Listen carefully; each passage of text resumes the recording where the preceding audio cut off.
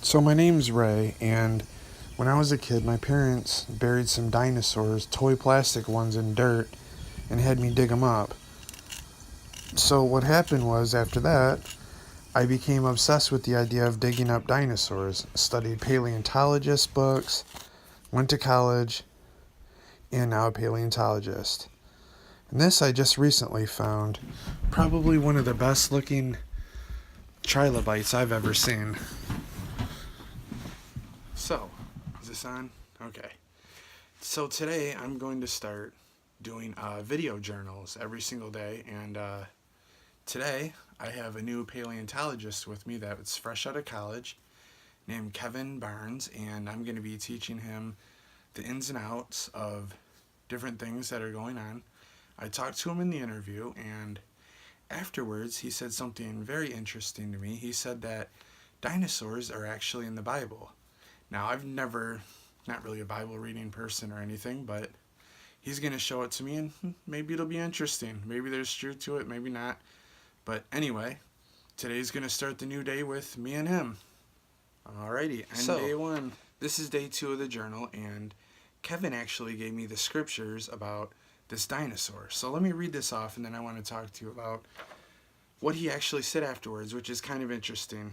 So, in the book, there's a book in the Bible in the Old Testament called Job, right? And it's in chapter 40, verses 15 through 24. It talks about an animal called a behemoth, right? Which I made along you. He eats grass like an ox. Look at the strength of his power in the muscles of his belly. He stiffens his tail like a cedar tree. The tendons of his thighs woven firmly together. His bones are as bronze tubes. His limbs are like iron rods. His foremost is God's work. Only his maker can draw a sword against him. His yield and food is against him, while the wild animals play there. He lies under lotus plants, hiding the protection of the marshy reeds. Lotus plants cover him with the shade. The willow by the brook surrounds him. Through the river rages. Behemoth is unafraid. He remains confident. Even if the Jordan surges to his mouth, can anyone capture him? So, this is interesting because it talks about how, like, his tail is like the size of a cedar tree, and how his nose is so big that it can actually pierce traps, is what it's saying in this, right? In other words, it's so gigantic that it could pierce right through a trap.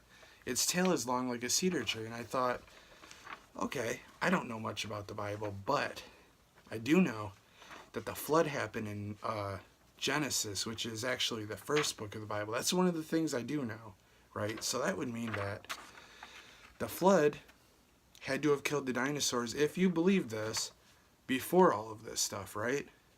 But then he actually showed me something. He said, I figured you might say something like that, and he handed me this. This is a tooth. This goes to a certain dinosaur, this is a real one, to a dinosaur called a Mosasaurus. Now, the way he explained it is, there's, obviously dinosaurs that lived in sea, not just on land, right? There isn't just a Mosasaurus, there's a whole bunch of different dinosaurs that existed in the water.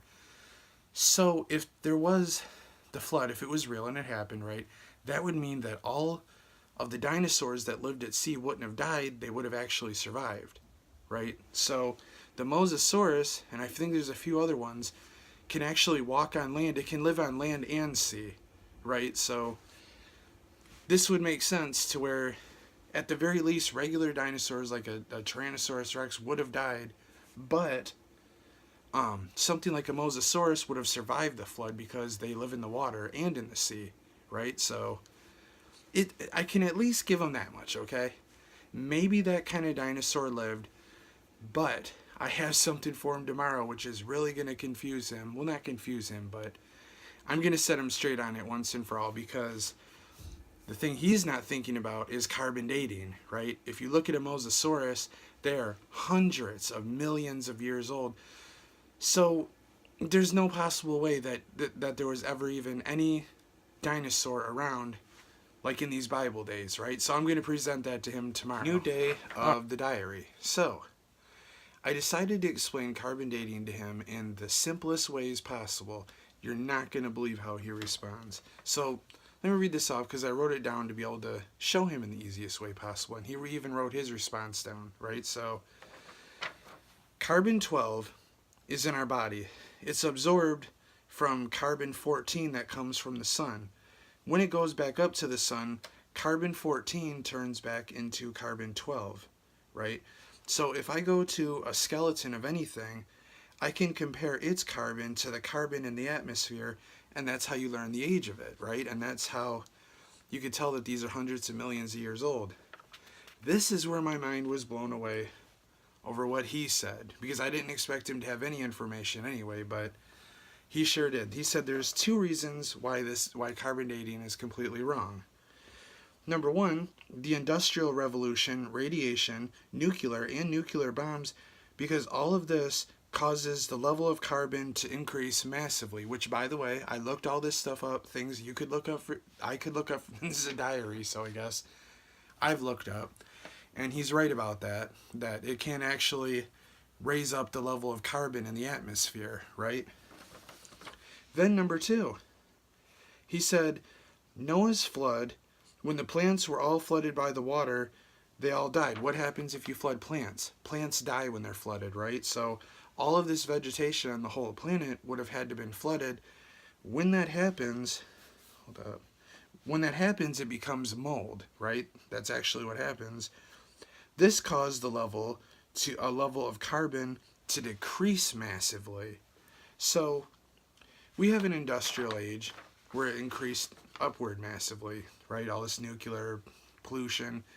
Then we have this age where it would have decreased massively, right? And here's the thing. I said, well, maybe the flood didn't destroy the dinosaurs, right? So he responds and he says, okay, so your other theory is the meteorite, right? And I was like, yeah, I guess that's the only other theory there is. He said it's the same effect. If the meteorite destroyed all of this vegetation, again, the radiation from the meteorite being that big enough scale to blow up the whole planet, plus, well, not blow up, but destroy the atmosphere in the planet, which it would, that would also damage the carbon in the atmosphere massively. It would alter it massively. So either way, the carbon is altered, right? So we can't really look at the carbon in the air and look at the carbon of a skeleton and line the two up, because there's too many different things that alter things, right? Because like I even looked that up about if there was mass vegetation, yes, it would. If there was a mass burning or a mass meteorite, yes, it would alter the atmosphere, right? So that means that, now my field is paleontology. It's not this stuff, okay, like carbon dating and stuff. It's just not really my field, right?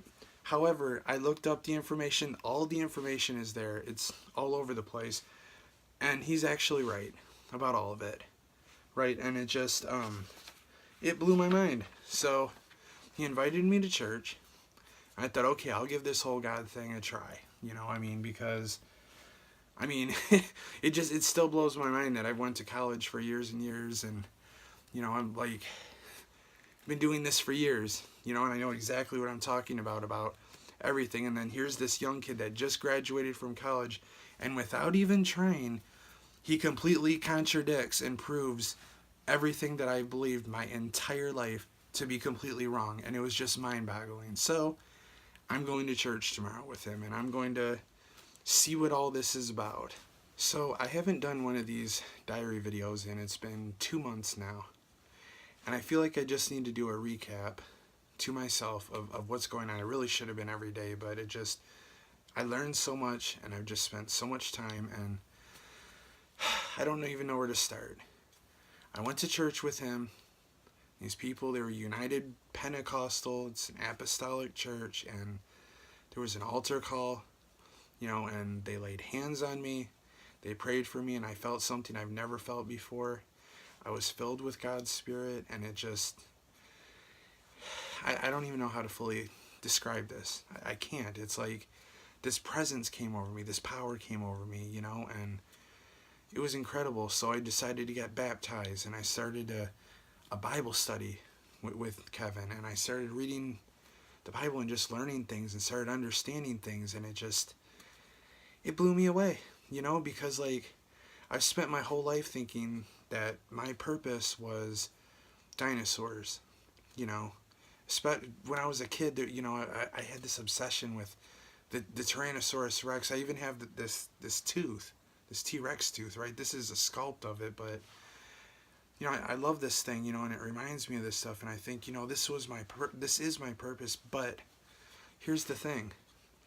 This is a purpose, but it's not the main purpose. There's doctors, there's police officers, there's judges, there's this, that, the other. That's one of your purposes in life, right? But there's a main purpose that goes above your job, your getting married, having kids, 2.5 cars, whatever, right? That's all important stuff, but that's not really your purpose. Your purpose is to find Jesus, to have a relationship with him, to be baptized in his name, filled with his spirit, repenting of your sins, having a relationship with him, teaching people about him, getting closer to him, praying, fasting.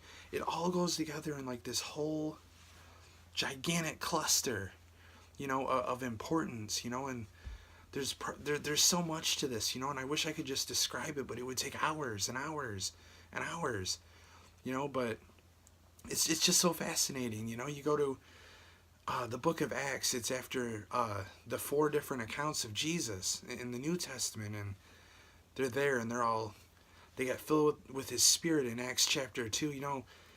It's incredible. You read through it, and then they go, you read further on in Acts, and they lay hands on people, and they receive the Holy Ghost, and Gentiles, which are like non-Jews, and Samaritans, which are like half Gentile, and it just blows my mind, and I've realized that these other things are parts of your life, but there's a purpose behind your life. If you go to Revelations, it says that we were created for his pleasure, right? And it's just, how is it for his pleasure? It's by having a relationship with him, that's the pleasure, but like I was listing off all these different things, that's all pleasing to him, that was the whole purpose, a relationship between God and you, like a connection, and it blows my mind, and I still love dinosaurs, and I'm still digging dinosaurs up, and studying dinosaurs, but that's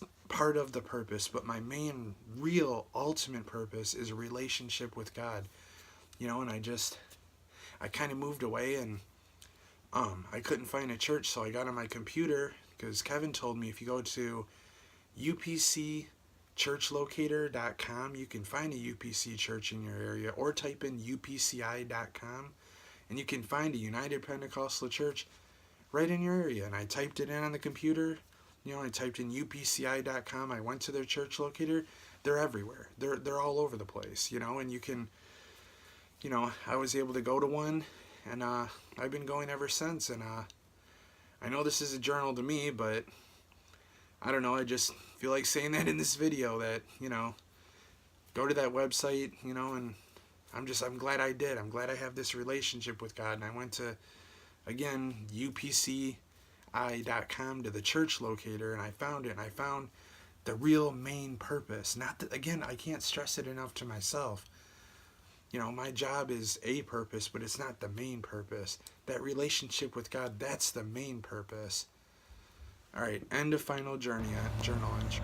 It's funny how I could live my whole life like it was fall, everything dead, empty, and desolate, never realizing that on the inside there was a whole spring, a brand new season that was coming, the right season, a good season, the season of Jesus, the season of a relationship with God.